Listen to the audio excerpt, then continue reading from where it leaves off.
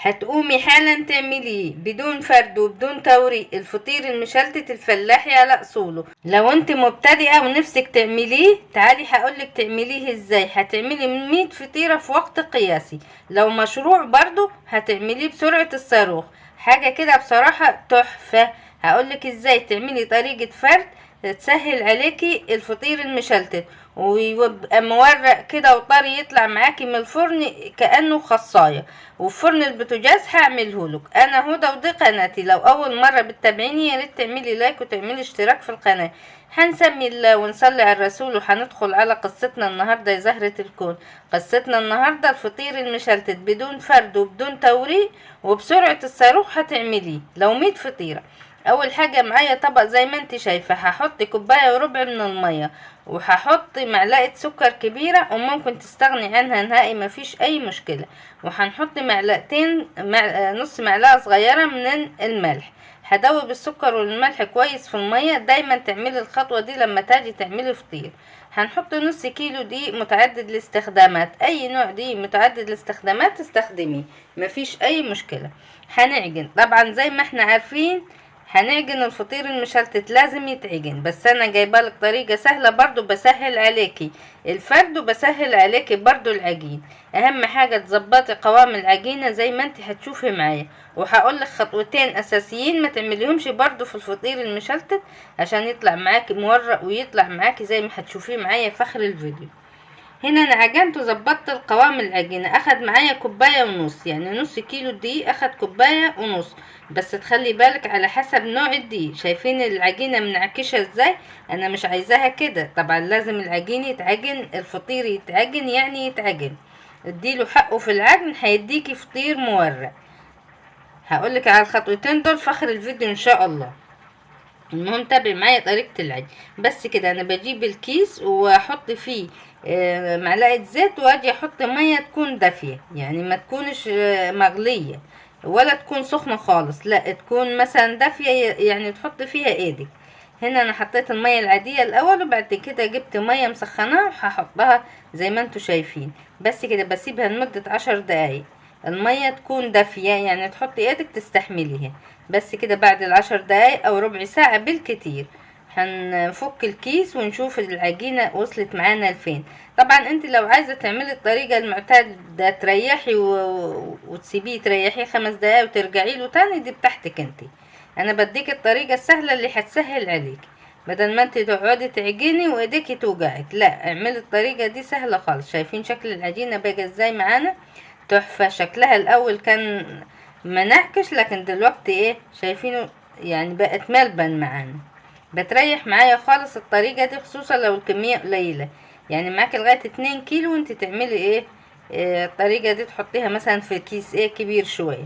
هنا هنقطع النص كيلو بتاعنا الى كور صغيرة. عايزة توزني وزني، مش عايزة اعملي كده ايه بالويم زي ما انت ايه شايفاني كده. انا ولا بوزن ولا اي حاجة.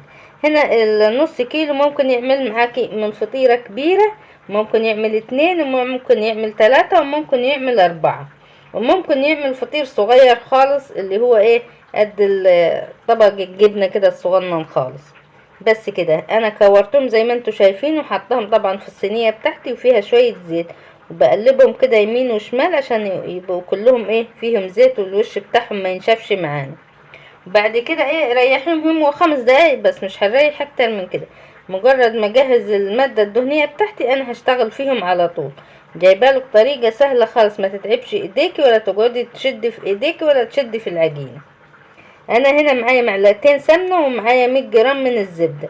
انا بحب السمنة في الفطير المشلتت بصراحة بتخلي طعمه حلو خالص.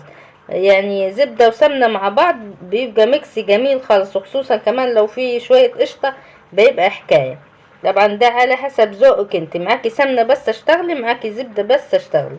هنا انا هفرد الفطير بتاعي زي ما انت شايفة. هنجيب الكورة بتاعتنا ونفردها واحدة واحدة كده على الرخامة بتاعتنا على صينية زي ما انت حابة. وممكن تفردي برضو واحدة واحدة وتشتغلي فيهم ايه على طول برضو ما فيش اي مشكلة.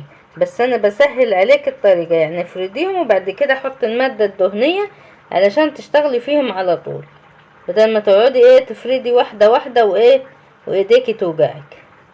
طريقة سهلة وبسيطة خالص وسريعة، وتعملي 100 فطيرة في وقت قياسي.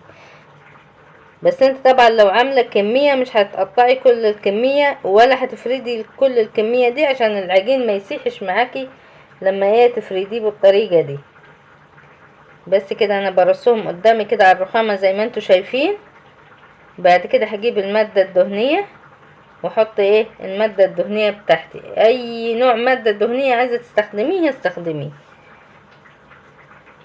بس كده تمام زي ما انتوا شايفين. دي كل الكمية طبعا انا فردتها، وبحط المادة الدهنية. انا مستخدمة سمنة وزبدة مع بعض، اي نوع زبدة، فرن، زبدة كريستال موجود عندك، زبدة مزارع، زبدة بلدي، حاجة كده، دي بتاعتك انتي. المادة الدهنية بتاعتك انتي. اهم حاجة عندنا الطريقة، وتتبعي الخطوات صح كده، وتقومي ماسكة المادة الدهنية ومغلفة بيها القرص بتاعنا كله ده، قرص الفطيرة يعني زي ما انت شايفة كده، عشان الفطيرة تبقى كلها مغلفة بالمادة الدهنية.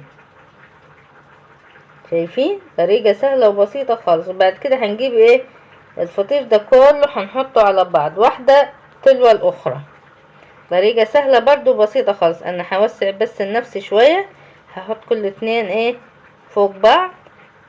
بوسع المكان، اهم حاجة توسعي المكان، وتكوني حاطة شوية زيت صغيرين كده تحت الفطير بتاعك. شايفين؟ بيتفرد بمنتهى السهولة، مبيتعبش ايديكي خالص، حاجة كده بصراحة تحفة.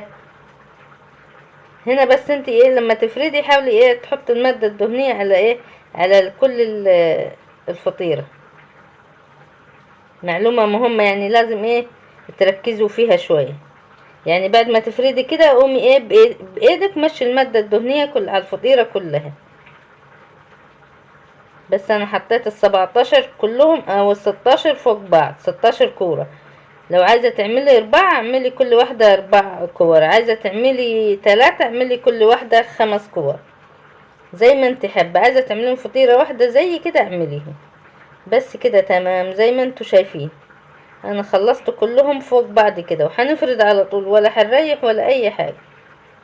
كنت حاطة 2 في الصينية بس بجيبهم وهنحطهم فوق بعض. شايفة الطريقة سهلة ازاي وسريعة ازاي؟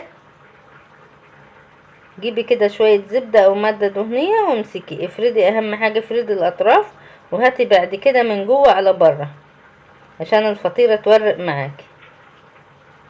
اقلبيها من الناحية التانية عشان ما تكونش صغرت شوية ولا اي حاجة.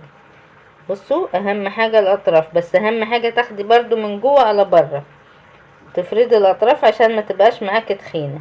بتجري معاكي، بتجري زي الصاروخ كده، بصراحة مش متعبة خالص. وشوية كده سمنة او زبدة ونحط للفطيرة بتاعتنا ونلمها. بس كده الفطيرة خلصت معانا. شايفين اهي؟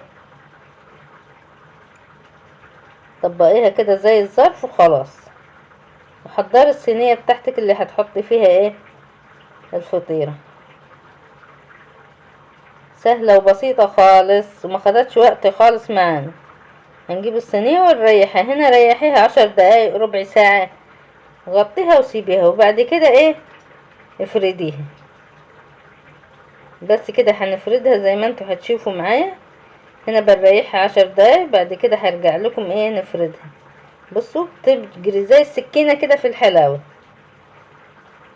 لما تريحيها كمان العجينة في الكيس بتخلي الكيس بيخليها طرية شوية على شوية الزيت، وحط شوية زبدة، شوية قشطة من فوق كده حاجة خرافية.